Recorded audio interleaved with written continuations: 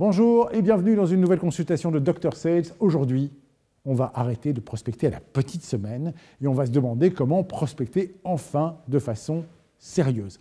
J'ai un gros problème dans toutes les entreprises dans lesquelles je vais avec la prospection. Très souvent, je me rends compte que c'est la chose qui est la plus mal faite, probablement parce que c'est la chose qui est la plus désagréable à faire pour la majorité des commerciaux. On en a déjà parlé de ce phénomène de procrastination des choses désagréables au niveau commercial. Mais qu'est-ce que ça donne dans les entreprises qui font du business to business et qui dépendent d'une prospection majoritairement téléphonique? Eh bien, soit en général, on l'a fait mal, on l'a fait à la petite semaine, on demande aux commerciaux de le faire et ils vont s'arranger pour le faire au plus mauvais moment possible, entre deux rendez-vous, à des moments où ils ne sont pas préparés, pas chauffés, où on choisit d'essayer des moyens très peu engageants, humainement parlant, de le faire, et on envoie des milliers de mails, on envoie de l'automatisation sur les réseaux sociaux pour prendre des contacts, et aujourd'hui, ce qui est dingue, c'est que même ma propre boîte LinkedIn déborde de mails de prospection, alors que curieusement, il y a aussi sur mon propre profil mon numéro de téléphone, mais que personne ne m'appelle. Je trouve ça complètement absurde. Et évidemment, on va aussi prospecter dans des moments d'urgence, quand on aura faim, quand l'entreprise sera sur les crocs, quand finalement ce sera notre processus vital qui est engagé. Et à ce moment-là, on va faire des actions coup de poing, on va mettre un effort de dingue, on va essayer de créer un fichier, de l'exploiter jusqu'au bout, de l'épuiser, et puis plus rien pendant des mois. Et donc les gens qui auraient pu avoir un contact avec vous vont plus entendre parler de vous, et vous-même, vous allez de nouveau reperdre l'habitude de prospecter. Donc tout ça est très mal fait, et croyez-moi, tout ça va vous conduire à vous redégoûter encore et encore de prospecter. Ce sont à mon avis de très mauvaises stratégies. Alors maintenant qu'on a décidé de prendre la prospection au sérieux, qu'est-ce qu'on peut faire en quelques mots? Eh bien, une première chose, évidemment, et je serai intransigeant là-dessus, c'est choisir vos clients. Quand je dis choisir vos clients, c'est que ça ne sert à rien d'aller taper des fichiers qui sont colossaux avec des milliers de noms.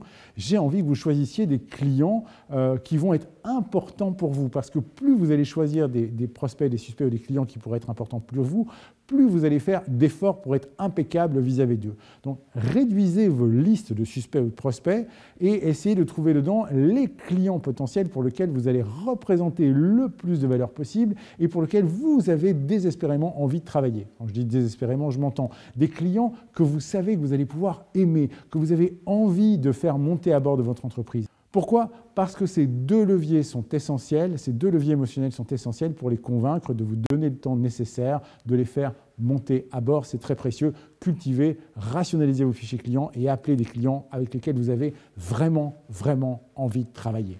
Deuxième point, on arrête d'improviser. L'improvisation en prospection, c'est la casse garantie.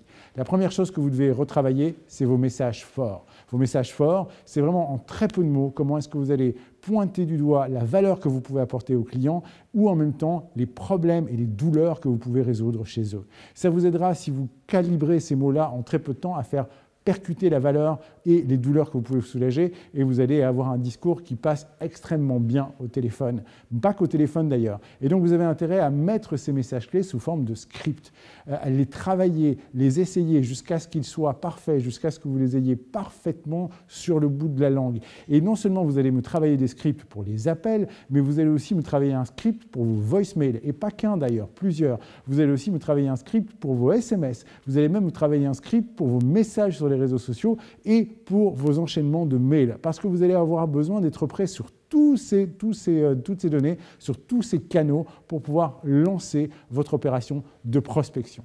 Et c'est là le troisième point. Lorsque vous allez rédiger ces scripts, je vous encourage à vous intéresser à quelque chose qui est juste formidable, quelque chose qui va casser les codes, qui va rompre des habitudes, ce que les anglo-saxons appellent le pattern interrupt. Et ils se rendent bien compte que dans nos domaines d'activité, tout le monde est complètement lassé à l'idée de recevoir des appels entrants ou aussi des mails entrants, et que la plupart du temps, ces façons d'appeler sont très routinières et que finalement la réponse automatique de nos clients qui nous débarquent deviennent très routinières aussi. En clair, c'est « excusez-moi de vous déranger, non merci, au revoir » et on n'en parle plus. Mais qu'est-ce qui se passe si quelqu'un vous dit quelque chose au téléphone auquel vous ne vous attendez pas du tout? Comme par exemple, attention, je vous préviens, c'est un appel de prospection, vous avez le droit de raccrocher. Mais est-ce que vous voulez savoir pourquoi je vous appelle? Tiens, ça c'est très surprenant. Ou, hey, vous savez quoi? Je vais vous voler 27 secondes pour vous donner énormément de valeur. Ou encore, hey, j'y crois pas, quelle chance, j'arrive enfin à vous parler. eh bien, je peux vous garantir que si vous commencez un appel comme ça, vous allez casser la petite routine mentale de votre client qui ne s'attend absolument pas à ce que vous disiez ce genre de choses, et vous avez beaucoup plus de chances d'engager la conversation.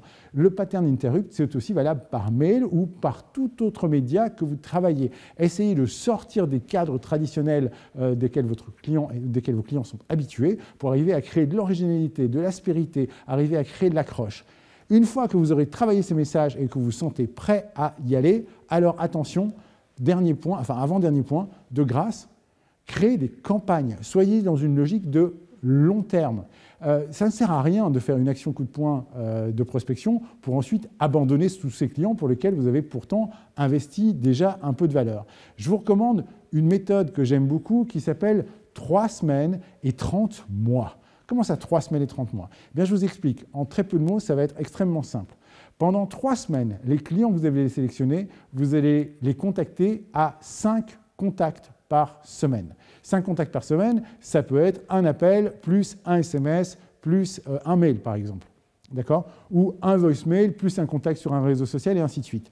Un contact, quel qu'il soit, mais 5 contacts par semaine pendant 3 semaines et de grâce, dedans au moins 1, 2 ou 3 appels, pas que des mails. Okay, on est bien d'accord. Si vous faites que des mails, vous admettez vous-même que vous vous jetez volontairement dans la fosse à purin de votre client, dans laquelle se trouvent aussi ses spams, toutes les opérations de phishing auxquelles il est sujet et éventuellement des publicités malsaines pour du Viagra de contrebande. Donc de grâce, pas que des mails, appelez-les, mais dans le début de cette règle, pendant 3 semaines, 5 contacts par semaine.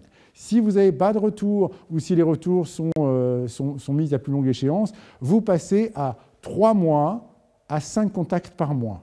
Si au bout de ces 3 mois, vous n'avez pas encore de retour ou de résultat, de grâce, vous passez à 3 trimestres avec 5 contacts par trimestre. Et sur les cibles qui ne donnent toujours rien, à ce moment-là, vous passez à 3 semestres avec 5 contacts par semestre. De cette façon-là, vous aurez contacté ce prospect pendant 3 semaines et 30 mois. Ça veut dire qu'en fait, vous aurez quelque part, d'une façon ou d'une autre, si vos messages sont originaux et un peu sympathiques, vous aurez un peu fidélisé ce prospect. Au début, la charge est intense, mais vous voyez qu'elle s'amenuise au fur et à mesure, mais on ne lâche pas les clients et les prospects potentiels avec lesquels on a déjà pris contact.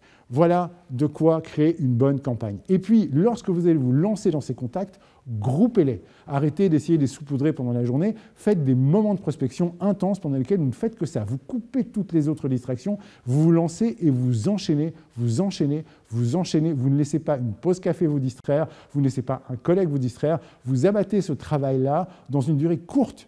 Je préfère 1000 fois que vous travailliez seulement 15 à 30 minutes par jour sur vos appels de prospection, plus relance, plus mail, plus SMS, plutôt que de vous voir chasser le mammouth une fois tous les mois et de voir que fournir une énergie colossale qui va mener à rien. Dernier truc aussi sur les campagnes. De grâce, soyez malins, faites des combos, essayez du combo multicanal. Donc arrêtez simplement d'appeler et puis ne rien faire. Par exemple, un exemple de combo qui fonctionne très bien. Vous laissez un message vocal et immédiatement vous envoyez un SMS avec une proposition d'horaire de rappel ou d'horaire de rendez-vous. Avec le message plus le SMS, la question n'est pas est-ce que je vous rappelle, mais par quel média je vous recontacte. Et vous allez voir que beaucoup de clients vont choisir de vous répondre par SMS. Autre exemple de combo, vous laissez un message vocal un peu après et vous envoyez juste après une invitation à un rappel par calendrier. Invitation calendrier qui, en général, va se mettre directement, grâce à l'adresse mail, dans le calendrier de votre interlocuteur. Et voilà, c'est un endroit dans lequel il n'a pas l'habitude de voir apparaître quelque chose. Autre combinaison possible, utilisez par exemple LinkedIn, mais avec un message vocal, ou utilisez un mail, mais en envoyant une courte vidéo de vous personnalisée. Soyez agile, utilisez tous ces médias en interaction les uns avec les autres pour créer de nouveau un effet de rupture et en même temps montrer à votre prospect, lui faire entendre votre voix, lui faire voir votre visage et arriver effectivement à petit rentrer dans son champ de vision, que vous lui fassiez comprendre que ce n'est pas juste une fois, vous êtes vraiment très sérieux, vous avez réellement l'intention de travailler avec lui et vous êtes prêt à y dépenser du temps et de l'énergie. Et puis, dernier petit conseil, si on vous dit de rappeler plus tard, Ne soyez pas content de ce fait-là et dire « Ok, d'accord, pas de problème, je vous rappelle plutôt fin de semaine » pour raccrocher et ne plus jamais avoir personne au téléphone. Si quelqu'un vous propose de rappeler plus tard, alors closez le rendez-vous de rappel. Dites « Ok, je vais vous rappeler plus tard, mais quand est-ce que je vous rappelle? Vendredi matin? Ok, mais vendredi matin, quand? Quel est le moment sur lequel vous avez un peu de temps vendredi matin? De cette façon-là, au lieu d'avoir un rappel hypothétique, vous closez déjà un premier rendez-vous et c'est exactement ce que vous voulez obtenir. C'est un peu de temps d'attention de votre client. Voilà tout ce que j'ai à vous conseiller et je vous garantis que si vous faites tout ça, vous aurez des résultats. Et si vous faites tout ça et que vous n'avez pas de résultats, moi, Dr Sales, je rends ma blouse. On se retrouve bientôt dans une prochaine consultation et n'oubliez pas que la santé de votre entreprise dépend avant tout de la santé de vos ventes.